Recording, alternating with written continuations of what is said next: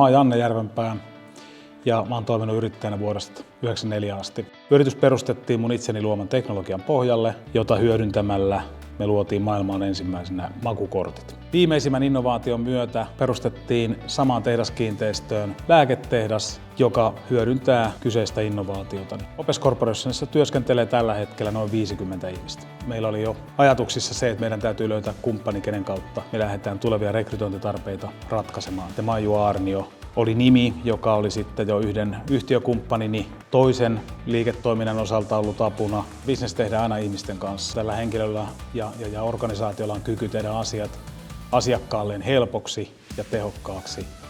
Niin tässä on niin päällimmäiset syyt ja primäärisyyt, minkä takia heidän kanssaan ollaan edelleen yhteistyössä. Me ollaan haettu hirveän laajalla skaalalla. Me ollaan ihan korkeakoulutetuista ihmisistä tehdastyöntekijöihin. Ongelmatilanteet on niitä hetkiä, missä se yhteistyö ja sen syvyys vasta todella mitataan. Meillä aina ongelmatilanteet on onnistuttu ratkaisemaan hyvässä yhteishengessä ja oikeastaan niin kuin yhdessä pohtien ja saatu aina molempia osapuolia tyydyttävä lopputulos.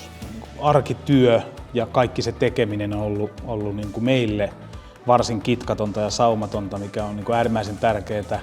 Parasta siinä on se, että se on aina tavallaan yhtä laadukasta ja helppoa meille se tekeminen Clikin kanssa kaikissa tilanteissa, huolimatta välillä meidän hulluistakin aikataulutoiveista.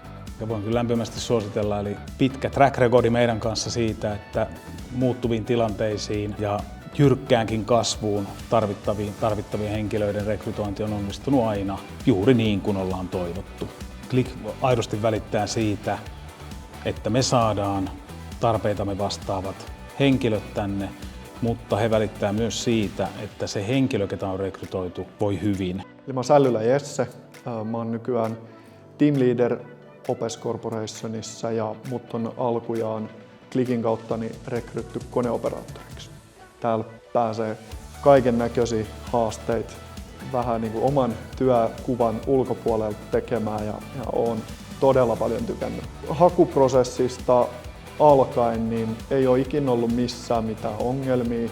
Yhteydenpito toimii nopeasti. Kaikki on mennyt hienosti.